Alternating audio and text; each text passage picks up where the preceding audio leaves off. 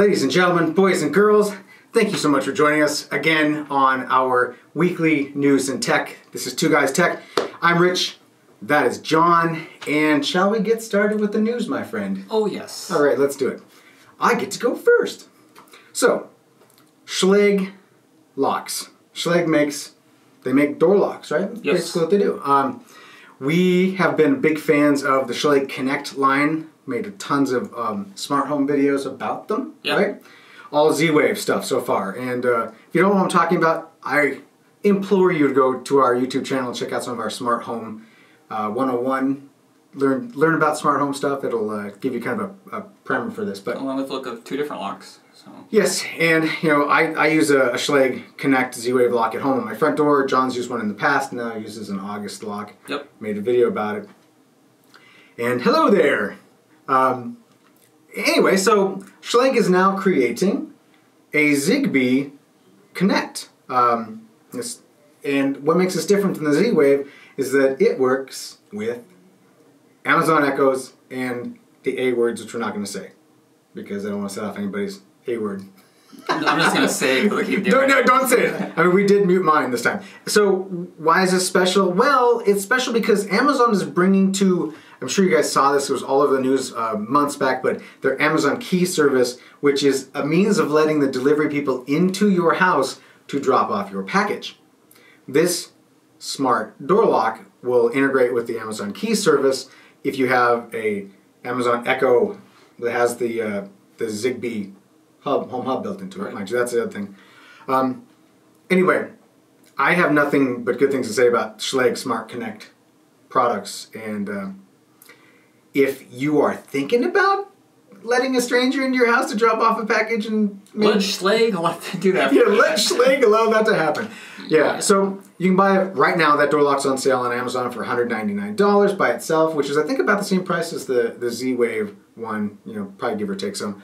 Or for $269, you, sir, and you at home can get a package deal with Amazon for their Amazon Cloud Cam so you can watch the delivery guy rob you blind. I think you have to have the camera to have that service, though. Yeah, you probably do. To be honest with you, it just seems like such an absurd thing that I haven't really investigated the time to look into it because I think if you have your items stolen off your porch enough, you're willing to give it a try. Fair enough. There's plenty of logical reasons for it, not to mention the fact that it would save Amazon a ton of money if they didn't have to resend packages for free. Because you don't want to alienate your customers when they get thieved, right? Yeah, I mean, when I built my first PC, you know, I had a giant 34-inch LG monitor sitting on my porch with a giant picture of it right in front of a school. And I was amazed it was there when I got home. So in that case, I think I'd be okay with someone, I hate even saying this, but I think I'd be okay with someone having access to my house and putting that inside because it's their profession, it is their job, and you have them on camera. But if I'm not in a high theft area, I don't think I'd be comfortable with it. Yeah. I think you have a couple packages stolen, I think you'd be okay with it. Yeah, it probably depends, you're right. However, I think that if I was to do it, like I said earlier, I would try to screw with the delivery guys, like make things like spring out at them. And Rich gets put on a blacklist. Yeah, they'll immediately be like, do not allow delivery. They're like, can we have our camera back? Like, here's your money. They just throw it at me. Yeah, so another question I have about this is Zigbee. Mm-hmm. What's going on with Z-Wave now? I mean... Well, you know... That's huge. Z-Wave is a closed protocol that you have to spend money to have access to, So why pay for both? What do you mean? Do you have to pay for Zigbee for access? No, Zigbee is like an open standard, so... so they could still be doing both. I think that they will continue, because they probably already paid for it. Yeah. You know, they got it, so... I don't know if Schlage's going to make more Z-Wave. I mean, I don't think it costs them anything to... Yeah. I mean, it costs them development. I'm not saying there's no cost involved, but as far as, like, the benefit for their product line, I mean, the tie-in with Amazon, I mean, that's going to bring them lots of happy customers, because... people love their Echoes, right? They love their dots. I mean, why would you miss out on that market? Sure. And in all fairness, it wasn't until I bought into the Philips Hue products and experienced Zigbee that I was like, oh, maybe it was a little harsh. Because I was historically pretty harsh on it for a lot of really well thought out reasons, you know. But also, you know, I hadn't had any products of my own, and then the Philips Hue product line just completely dispelled. They did it right. Yeah, they did do it right. And they charge you through the nose for it. Yes, they do. So. You know, I was thinking maybe this is the death of Z-Wave slowly, but I mean, how much would it cost to do both? Could you have both in one lock? No. Yeah, no, in theory you could, but you could only operate one at a time. Well, exactly. But what I mean is, like, you couldn't have two separate systems controlling it, because I think that you could choose one or the other. Like, sure. You know, when you install it, there could be a little switch next to the battery or something. Schleg, listen to this guy. He's got great ideas. It wouldn't cost you guys anything extra, I'm sure. Yeah. Just send John the lock for some reviewing. Hey, I'll totally take Anyway, that. so that was big news because we have an emotional connection with the Schleg products because we've been using them for a long time. Yes. So moving on. All right. So I would like to talk about the iPhone XR. Which we talked about, what, not last week? Whenever. We talked about it when it first came out. Yeah, after the Apple event, we talked about it and how... Yeah. No, actually, it was very recently, though. Like, Yeah. where everyone was like, this phone Should be the big deal. Really good. Yeah. And it's cheaper than buying the $1,000. the 1,000 plus. 1,200, wasn't it? Yeah, it's like $1,200. Yeah. So anyway, let's talk about the iPhone XR. Okay, I was hoping that this would be the Apple iPhone to buy because I am sick of them charging the price of a laptop for a phone. And I get it, a lot of people don't need home computers anymore. I get it. I mean, unless you need a desktop for your work, like video editing or gaming or, you know, whatever you're doing at home, you need a desktop for. Everyone should have a computer. Side note. But moving on. Yeah, okay. So, phones are getting too expensive, that's my point. And the iPhone XR is still expensive, but it's still the cheapest iPhone, right? Well, not the cheapest iPhone. It's the best iPhone as far as the middle ground. It's a perfect compromise. Right. It doesn't have the OLED display and all the super expensive components, but you still get the face unlock, the iFace, whatever it is. You get a standard LCD display, right, which is what you have on like an iPhone 8, that kind of stuff. So yeah, so I mean, you get all the good stuff and not all the extra stuff that you don't necessarily need. I mean, you don't even notice OLED unless you have two phones next to each other, in my mind. Right. Anyhow, supply and demand, people are going to buy the phone they want, and Apple's going to make more of that phone. So the problem going on right now with the XR is they plan to have originally 60 production lines for this phone, and they're going to slowly amp up to it with the demand. Okay. Well, they're only using 45 right now. So in other words, they canceled future plans for more production lines. So they're not shipping phones like they thought they would. It is not in high demand. Granted, that's kind of what I heard the whole line, but the fact that it's only been public that it is just I have a hard time with words. So anyhow, XR is not as popular as we were hoping, or I'm sure Apple was hoping, because they did plan to have a lot more production of this phone, but it's not going to happen. And Apple missed their numbers the last quarterly meeting. So, I mean, I don't want to paint things like things are dire for Apple because that's absolutely not the case. They have money to not make anything for 20 years. I mean, they slowly drop below their $1 billion valuation just for a minute. It's like oh, boop, boop, you know. So it might be an interesting thing about it. I think it means two things in a very basic way. One, it means there's a lot of great options for people out there to make a decision on. Apple is no longer, it hasn't been for a while, but it's no longer the king of the hill when it comes to cell phones. So there's, we talked about that OnePlus 6T that came out, right? It was a great phone, good value, especially if you go to T-Mobile and they give you a buyback on your old handset. Yeah. The Samsung product line. Competition's good. Competitions are good. Yeah. And so I think it just means that there's a lot of good competition out there, and Apple now is probably going to have to figure out... Actually be innovative. Yeah. Innovation. Yeah. But anyway, sticking with Apple, last week we talked about Watch OS killing Series 4 watches. And I know that that's weighed heavily on all of your hearts because you all own, even the Android users. Long story short, Apple has released WatchOS version 5.1.1, kind of slyly and quietly, and said, it's out there now. I have updated. It did not destroy my watch. So if you were waiting for some random dude on the internet to tell you it's time to upgrade your firmware on your watch, you've been told. He's not wearing a brick at the moment. So. No, it still works. Yeah, so that's awesome. Alright, so BlizzCon, this is a thing. So, you may have heard of Comic-Con, and you know it's just the love, it's a nerd fest. You get all kinds of, you know, books, video games even, movies, of just the love of everything along science fiction fantasy, right? Sure. But it's a whole collection of IPs. Right. It's just everyone. So imagine that a company has enough of a following that you can have your own. And we're talking about Blizzard. So Blizzard, and Blizzard is a video game company. Correct. A very well-known. Yes. They've been around a long time. I mean, I probably started on Warcraft 2. You know, back in the day, played that with Rich for a bit. Great game. Great series. Great game. So, there's a bit of controversy at the current BlizzCon of Diablo. So... Another one of their extremely oh man, it's so popular, good. So good. well-beloved intellectual properties. Yeah. Another IP that's been around a long time. And you gotta remember, everyone that goes to this conference, they don't play console games. They don't. Yeah, I don't think Blizzard... No. Can you get Overwatch on the console? They had Diablo for a while. Sorry, they do have Diablo for the console, which was actually surprisingly good. But that aside... That would be just a port, though.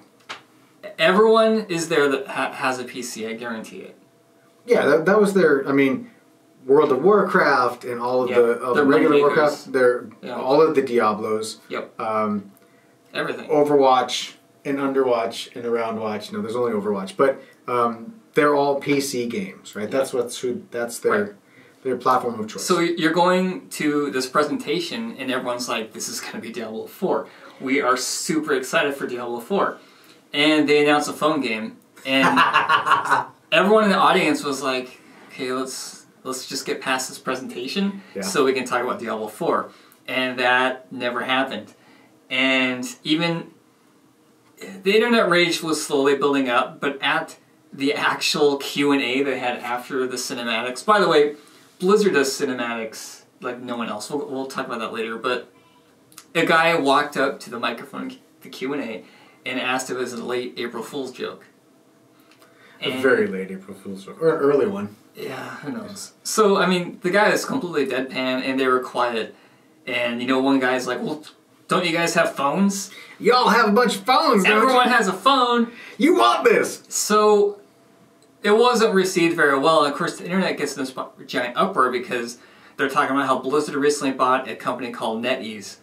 And I was showing Rich earlier, they have a game on the phone already that looks just like Diablo. It is a clone is what we would call it in the industry. It's a clone. Yeah, so they bought this company, so you could argue that this would be an easy port or a skin job of... Yeah, all you'd have to do is replace the assets in there with little Diablo assets. And I mean, even the gameplay from what we saw on the YouTubes looked just like the actual game. And I do not play phone games at all because I hate the interface. Should I go into my Candy Crush and... just don't stop. Matchington Mansion? Hey. I don't play phone games. So, the Diablo thing is a huge letdown, and everyone's wondering, like, don't you guys even have PC developers anymore? Like, what are you guys working on? And I'm sure they're working on Diablo 4. I mean, it is a big franchise. I don't know, but maybe. Or if they were, couldn't they have just said... pulled a Steve Jobs and be like, and one more thing. Yeah, they pulled out of this little pocket in his jeans. Sure, I mean, I feel like there could have been something, a bone they could have thrown. Instead, they were just flippant about it. They're just like, what? No, y'all got phones, don't you? They were surprised. I think they were. You could see the look on their faces. They was like, just looks of incredulity. They're just like,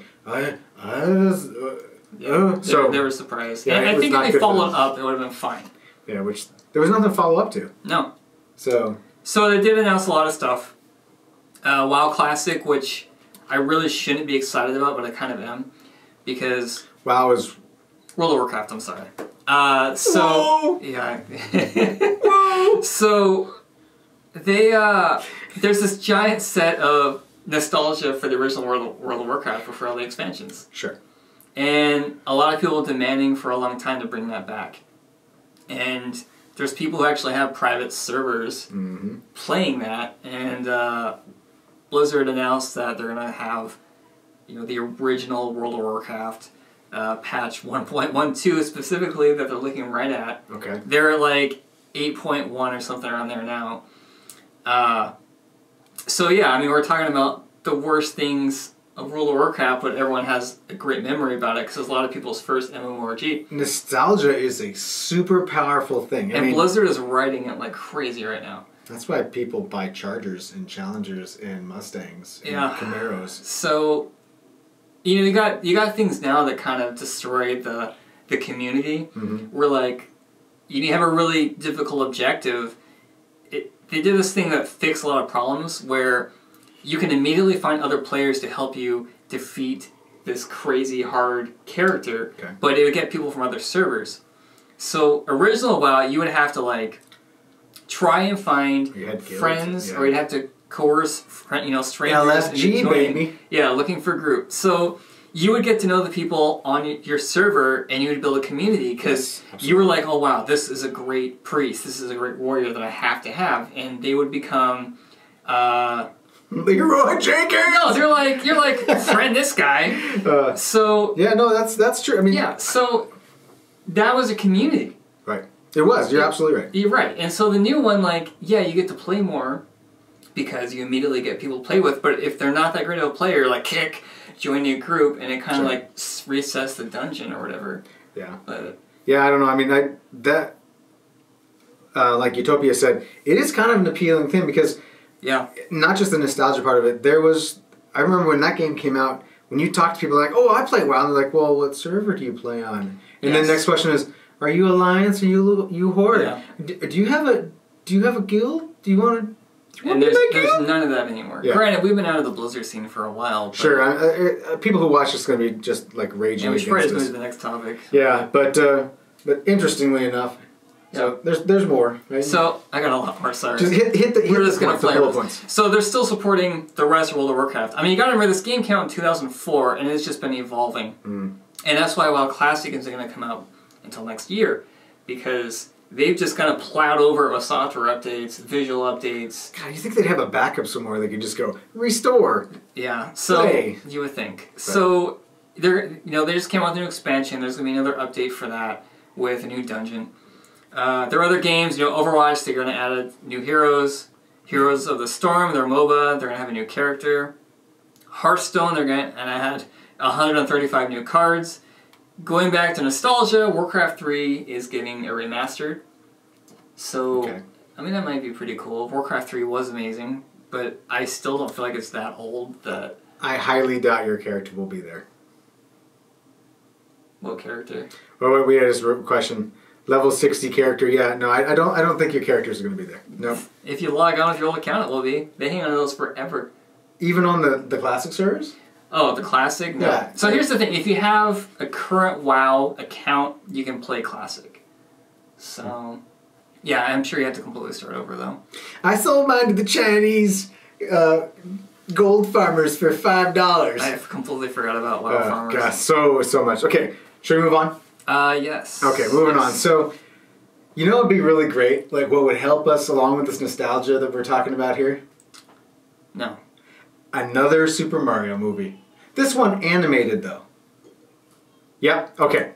Maybe not. So, there's word on the street that there's a new Mario Brothers movie coming. It's going to be animated. It's slated to come out in 2022, so we got some time, right?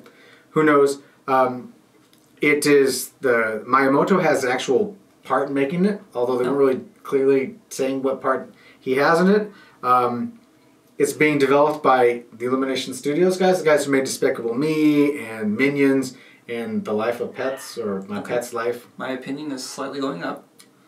They make good stuff. Yeah, I mean, they do. I mean, those are franchises on their own, right? So they did good there. I don't know about The Life of Pets.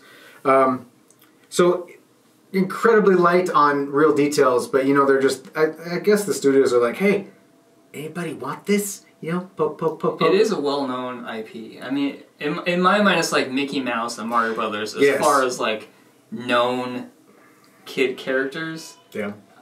I don't know. Maybe I'm wrong. I guess Toy Story is probably up there, but I feel like as far as adults and children, Mario Brothers is way up there. If the Illumination Studio guys do it any justice, it'll appeal to little kids, but it'll also appeal to big kids who can get the inside jokes and stuff that harken back to. Again, pulling those like nostalgia strings that we all, Oh yeah. Utopia's got a good point. Like it probably should be done with the Lego guys. Yeah. Yeah. I mean, they're great in nostalgia. They're good. That's for sure. And I just want everybody to take some time and look up the 1993 Super Mario Bros. Movie because I think we've all seen it, but there's a place where we shove memories that are bad, and that's where that movie went, into the bad memory hole. So you should remember and go remind yourself, and I think you can go to like YouTube and type it in. You'll get little chunks of it. It is that Rocket League I hear in the background. Could be. Could be. Could be. I don't know what's going on in the next room. But yeah, so check out the 1993 version. Maybe just look at pictures and I'll be like, nope, not interested. Watch it before the other movie. Yeah. Your standards may just be low enough to see it. I think I'll probably go. I probably will go. Alright. Yeah, I'm a sucker for it, so. Yeah. Big news. Yeah. This is big news, right? This is something that's been talked about for a long time. Should we show the video while we talk about it? Yeah, let's take a look. Okay. What do we got here? What do we have here? What is this? That is a phone that is being folded in half. It is a phone that's being folded in half. That is very astute of you. I know!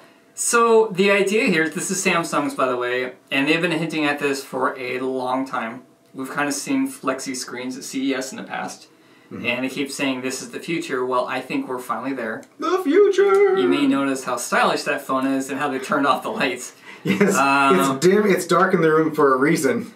So you can't see how it's actually being done. It is very square-like, and I see giant bezels. Giant bezels! That aside, let's say they actually make this work. You have a phone in your pocket, and you get home, and you want a tablet. Same device. I got a lot of questions. One is battery life. I have a lot of questions too. Oh god. So it's got a screen on both sides, so I'm feeling on one side's a battery. I think it'd be great if they just got rid of that and had like e-ink on one side and batteries on both sides. Would you like the whole thing to be a display? Like a display everywhere? Yeah, both sides have e-ink. I would like the whole, if the whole thing could just be a display. This is Samsung though, right? I don't know if we mentioned that. So Samsung, they're having their big developer conference and everyone talked about, oh, this is the time they're going to do it. Yeah. And then they did it. And in black. And black lighting. In the darkest of lightings. Yes. So here's my question. And I asked you this before and I want to ask you again. Can we call this a phablet? Is it actually a phone tablet? I'd call it more of a phablet, but... Look it up, kids. So, don't look that up. So, yeah. Oh, man. So, I'd like to point out, I was researching this, and I found something else that's kind of interesting. And, no, we don't have pictures of it, but there is a company in California that has already taken pre-orders for a foldable screen. Yeah. And their big thing is, it is the complete opposite. The screen folds this way, so... The screen's on the outside. The outside, so it makes you wonder, like, screen protection, not the best. I mean, you can't fold Gorilla Glass in half. But, I mean, if you make it like this, and you could please kids on both sides of the table, potentially. Sure. Yeah, I don't know. It's cool. The company is Royole, so there's a bunch of different ways we can look at this. Royole. Apparently it's Italian. It's me, Royole. So you can pre-order this thing for $1,300. It's actually really nice looking. And you can see it like fully lit for a while. Yeah, that's true. The mock-up pictures, the pictures look like mock-ups, but you can go check that out. The Samsung thing, though, it is. When did they say it's supposed to come out? 2019. They are getting ready for production, so we will see this at CES. I think they're keeping really this tight to their chest until they are to the point where no one else can copy the design, and it's going to be pumping out of there. How many times can you fold it? Okay, so that I don't know. I was talking about this earlier. The 200,000 folds was from the California company. Oh. I did not see 200,000 folds. That thing is good for 200,000 folds. I think that there should be a piece of software in the device that says, you have folded this 1,000 times. Right. And you're just like, so the last minute, right, your last fold on the indicator, you're just like, I just can't do it anymore. It's a tablet. It's now a tablet. Yeah. Oh. Permanently folded in half. I can't open it. I don't want to break it. It comes with like a piece of clear tape you put around it. Oh man, yeah. I don't know. I think the future is coming. I don't like that future that is. Really? You know? Yeah. I mean, that future to me. I think it's going to be gimmicky for a few years. Sure. I think you're right. I think the beauty is yet to come, and when it does, it's going to be freaking mind blowing. We're all going to be like, hold on a second, let me open my phone.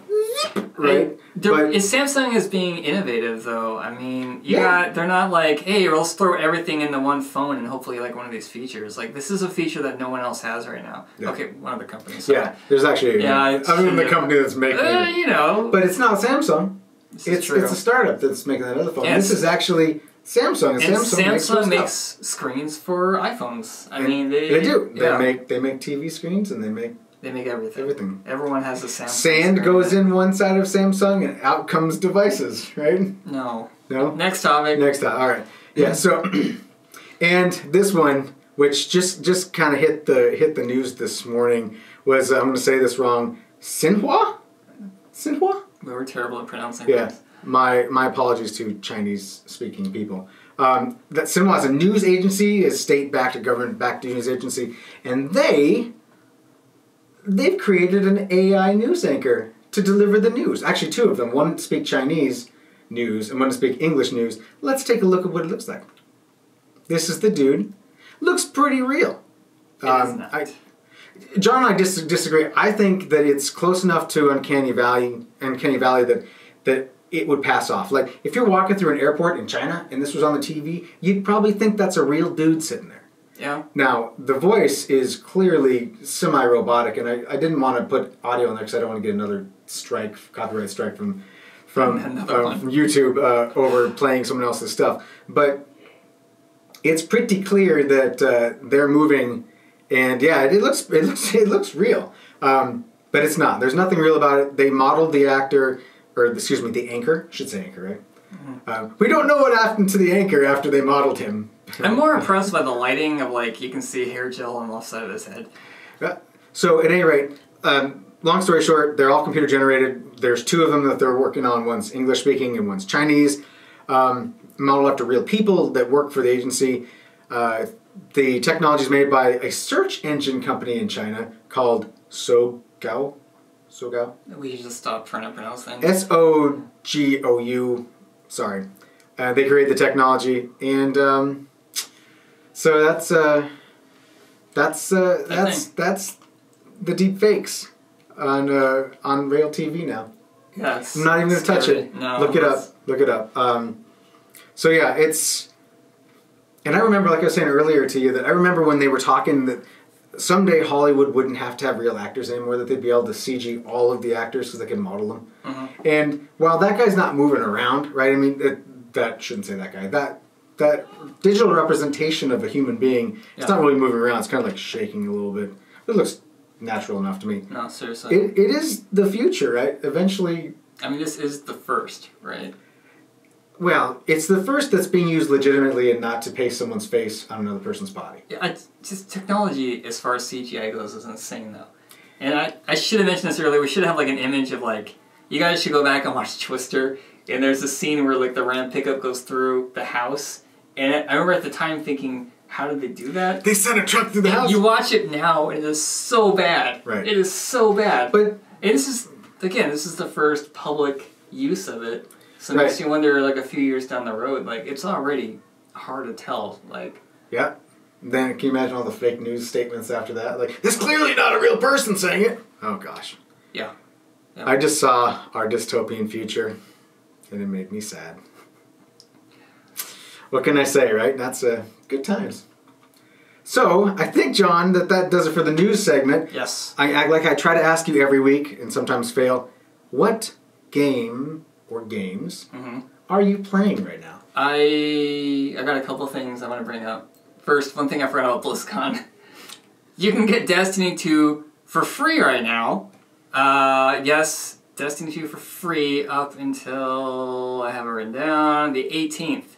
Of November. Yes. Okay. So, again, we talked about how the end content is not that great, but the multiplayer up to the ending is amazing. The game mechanics are great.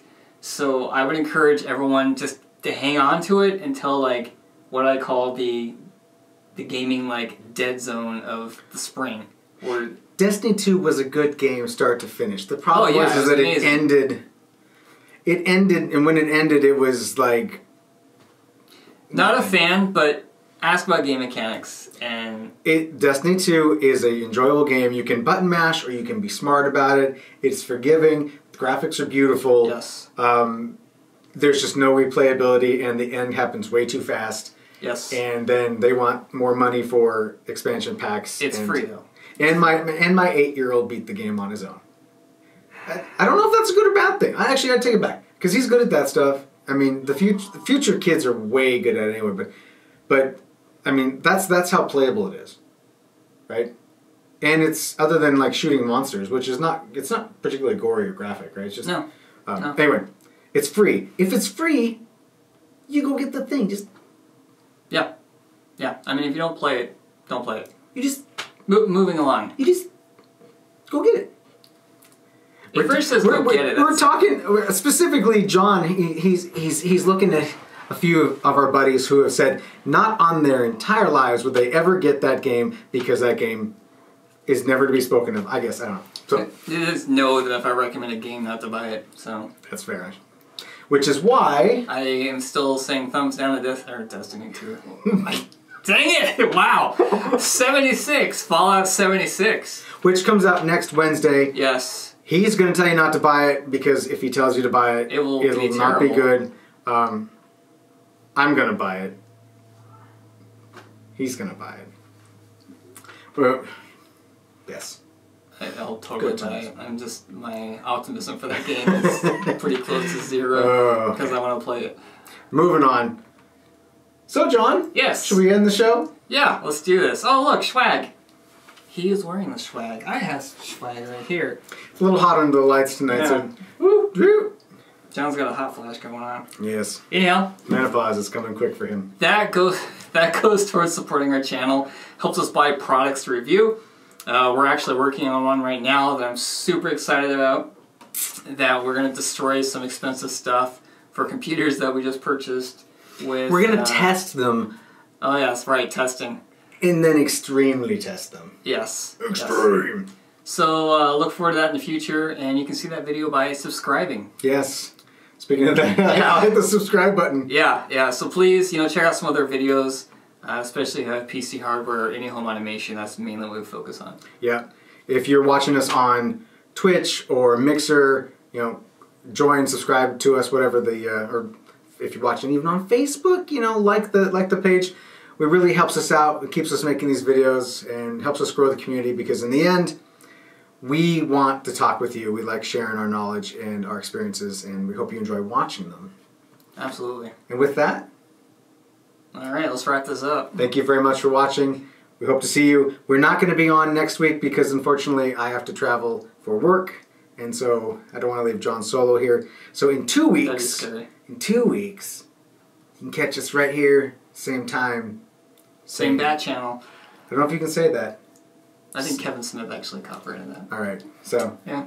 Same time, same place. Thanks again for watching. We'll see you guys later.